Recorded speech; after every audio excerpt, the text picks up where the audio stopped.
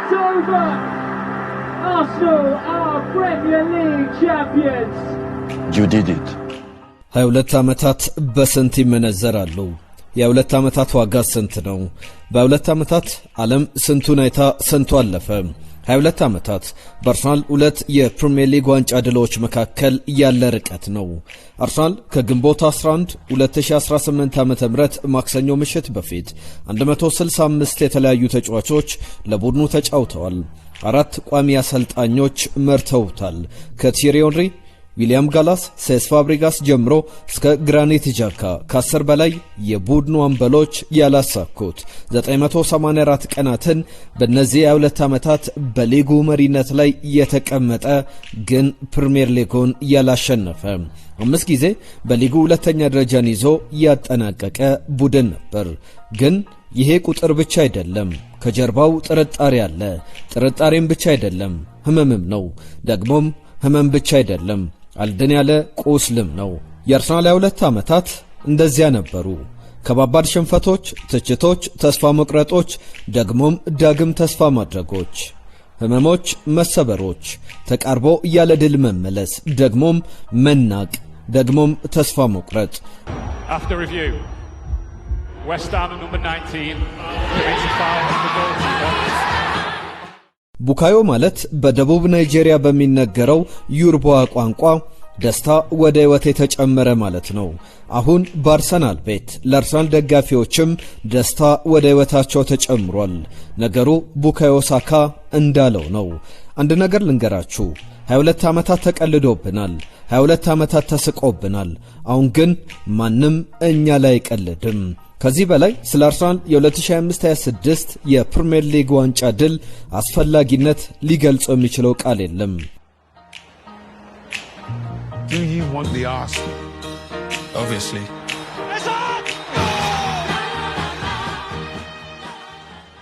አርሰናልን 22 ዓመታት ልንዳስስ ነው። መውጣትና መውረዱን፣ ህመምና ቆስሉን ሁሉን ልንመለከት ነው። ደግሞም የሚኬል አርቴታን የ6 ዓመት ከግማሽ የቡድን ግንባታ እንዴት ያለ ነበር ብለን ልንጠይቅ ነው። ዘንድሮስ ዓመቱ እንዴት አለፈ? አብሮነታችሁን ብቻ እንጠይቃለን።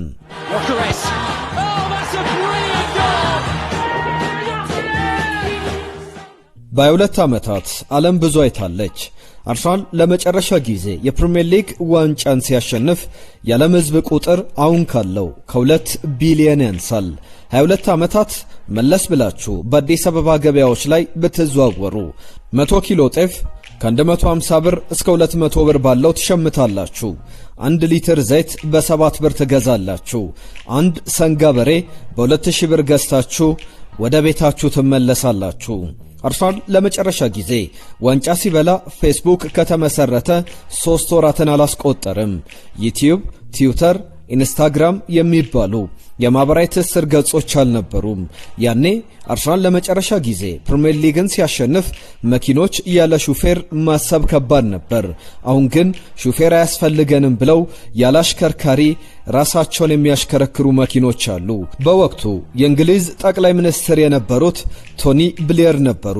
ከዛ በኋላ ጎርደን ብራውን፣ ዴቪድ ካሜሮን፣ ቴሬሳ ሜይ እያለ እስካሁኑ የአርሰናሉ ደጋፊ ሰር ኪየር ስታርመር ድረስ 7 ጠቅላይ ሚኒስትሮችም አገሪቷን መርተዋል።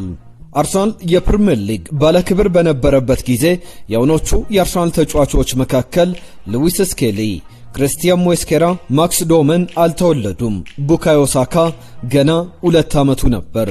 ያለፉት ዓመታት የሊጉ ኃያል ማንቸስተር ሲቲም ከ22 ዓመታት በፊት እነ ሼክ መንሱር ቡድኑን ከመግዛታቸውም አስቀድሞ ማንቸስተር ሲቲ ከአርሰናል በ49 ነጥቦች ርቆ ነበር ያንን ዓመት ያጠናቀቀው። እነዚህ ሁሉ የ2 ዓመታትን መርዘም ከለካለን ብለን አነሳናቸው። It's a block from Calafiori. It's exceptional.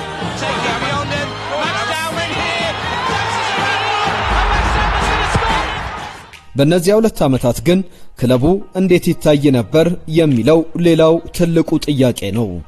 ሁሌም አርሰናል ሲባል ለዓመታት ዋንጫ ከማሰባቸው በፊት መጀመሪያ እስቲ በተክለሰውነት ጠንከር ይበሉ የሚባልላቸው ተጫዋቾችን ያዘ። ልፍስፍስ ናቸው።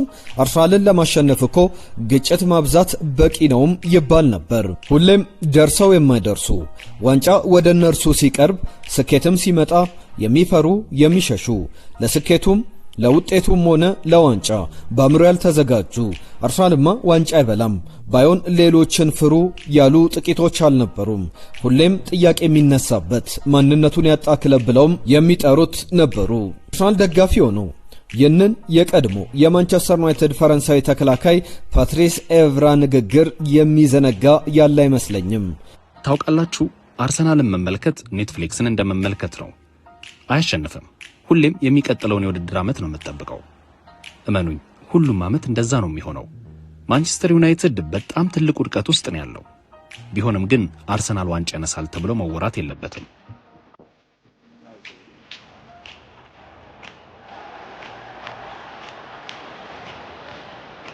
You want the Arsenal, obviously. አርሰናል እንደ ቡድን የአርሰናል ደጋፊዎችም እንደ ደጋፊ ተቀልዶባቸዋል። መሳቂያ መሳለቂያ ሆነው አፍረዋል። ተቃራኒ ደጋፊዎች ከቡድናቸው ድል ይልቅ የአርሰናል ሽንፈት ከነርሱም ስኬት ይልቅ የአርሰናል ውድቀት የደስታቸው ምንጭ ሆኖ አልፏል። የቡካዮ ሳካን ንግግር ደግመን እዚህ ጋር እናምጣው።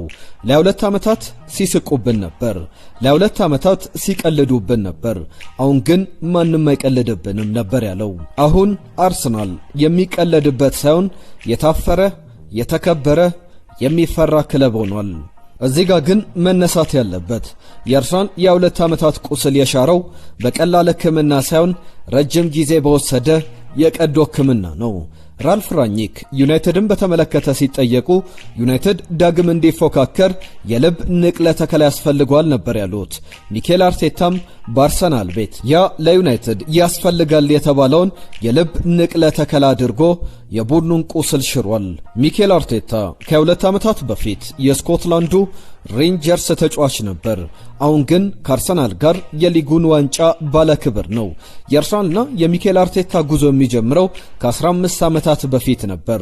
በእርግጥ የአርቴታንም ወደ አርሰናል ያደረገውን ዝውውር የወለደው የአርሰናል ሽንፈት ነው።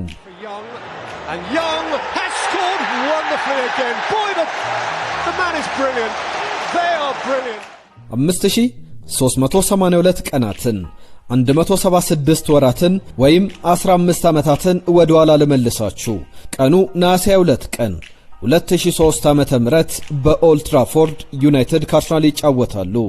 ያ ቀን የተደረገው ጨዋታ እንዲሁ የሚዘነጋ አልነበረም። ዩናይትድ 8-2 አሸነፈ። አርሰናል በከባድ ምት ተመታ። ድንጋጤው ቬንገር አጥንት ስር ድረስ የሚዘልቅ ነበር። ከዩናይትድ ሽንፈት በኋላ አርሰን ቬንገር ተጫዋቾች ማስፈረም ነበረባቸው። አርቴታ ማለት ያ የማንቸስተር ዩናይትድ የ8-2 ሽንፈት የ8-2 ህመም የወለደው ተጫዋች ነው። ያኔ ከ3 ቀናት በኋላ የዝውውር መስኮቱ ይዘጋል።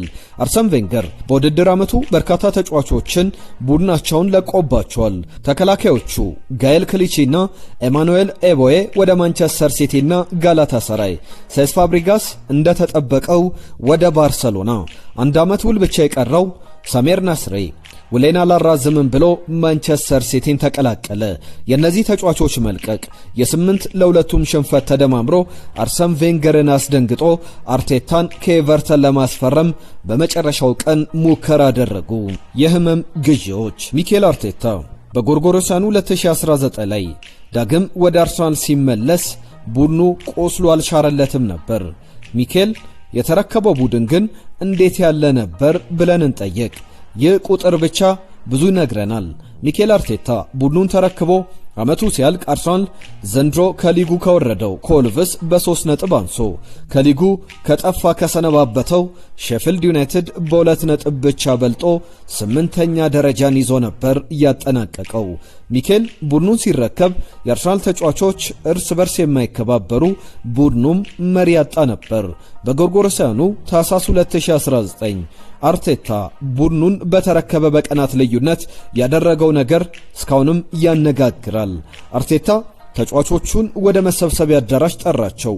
ሁሉም ተጫዋቾች በክፍሉ ውስጥ ያሉትን የቤት ዕቃዎች በሙሉ ወንበርም ጠረጴዛም እንዲገለባብጡና እንዳልነበሩ እንዲያደርጉ አዘዛቸው። በደቂቃዎች ውስጥ ክፍሉ እየተረበሸ መላቅጡ የጠፋበት ሆነ። መልእክቱ እናንተም በሜዳ ላይም በልምድ ላይም እንደዚህ ናችሁ የሚል ነበር። ቀጥሎ ወንበርና ጠረጴዛዎቹን የክፍሉንም ዕቃዎች መልሰው እንዲያስተካክሉ ነገራቸው። ይህም ቡድኑን እንዲንም እናስተካክለው የሚል መልእክት አለው። ሮም ባንድ ጀንበር አልተገነባችም። አርሰናልም ያንድ ጊዜ ሥራ ያንድ ጊዜ ውጤት አይደለም፣ የዓመታት ሥራ እንጂ። የአርቴታ የመጀመሪያ ሙሉ የውድድር ዘመን ሥራዎች እየተሰሩ ቢሆንም በነበረበት 8ኛ ደረጃ አጠናቀቀ። ከዛም ቀጥሎ 5ኛ፣ 2ኛ እያለ አሁን መንበረ ሥልጣኑን ተቆጣጥሯል። አሁን ሌሎቹን አንጋጦ ሳይሆን ከላይ ወደ ታች ይመለከታል።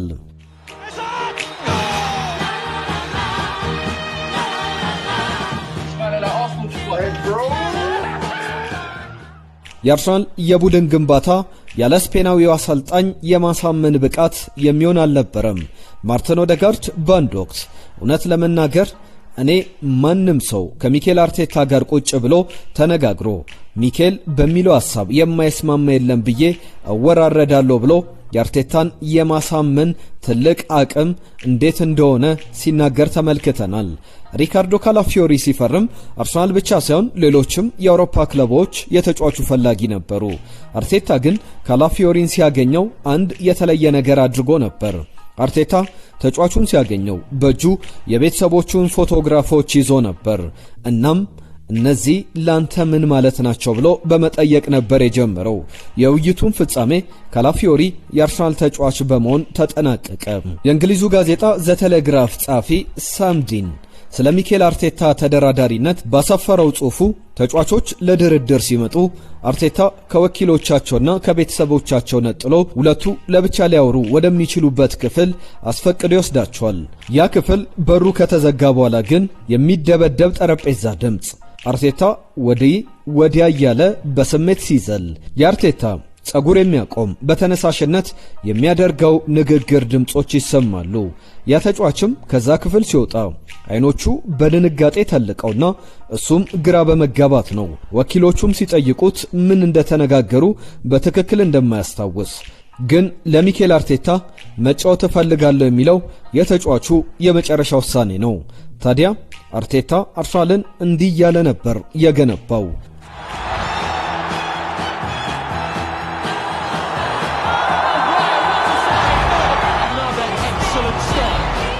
ዘንድሮም ግን እንዳምና ካቻምና ያ ለአርሰናል የሚባለው የትም አይደርስም ሲባል ነበር። ሸኝ እንጂ ተጓዥ አይደለም፣ ሚዜ እንጂ ሙሽራ አይደለም፣ እንደለመደው ሁለተኛ እንጂ አንደኛ አይደለም ተብሏል።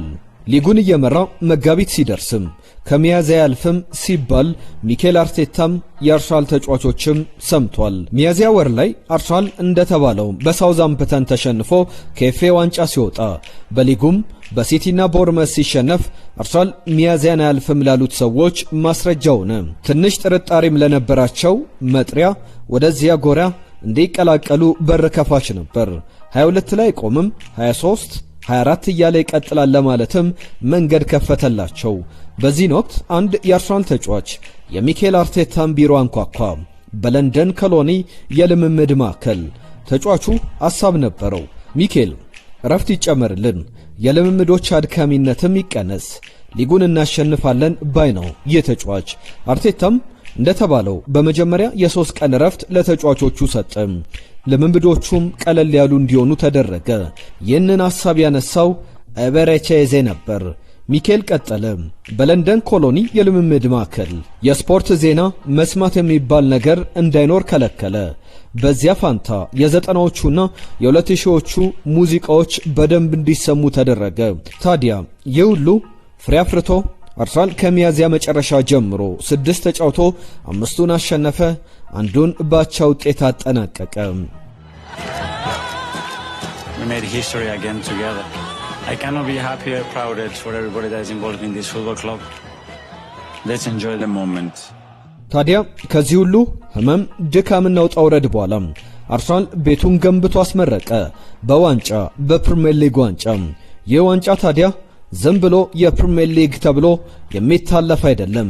ከፔፕ ጋርዲዮላ የተነጠቀ ዋንጫ ነው። ፔፕ ጋርዲዮላን አንድም አሰልጣኝ ከአንድ ዓመት በላይ በሊግ ደረጃ እሱንና ቡድኑን በልጦ አጠናቆ አያውቅም። ካርሊቶም፣ ጆዜም፣ ክሎፕም፣ ቶማስ ቱዌልም፣ አንቶኒዮ ኮንቴም፣ ዲየጎ ሲሞኒም፣ ማውሪሲዮ ፖቼቲኖም አላሳኩትም ከአንድ ሚኬል አርቴታ በቀር። አሁን ሁሉም ነገር ተጠናቋል። ቆይታችንን በአርሰን ቬንገር ንግግር እንቋጨው። You did it. Champions go on when others stop. አድርጋችሁታል፣ አሸንፋችኋል። ሌሎች ሲቆሙ አሸናፊዎች ይቀጥላሉ። ይሄ ጊዜ የእናንተ ጊዜ ነው። አሁን ሄዱና ስኬቱን አጣጥሙ።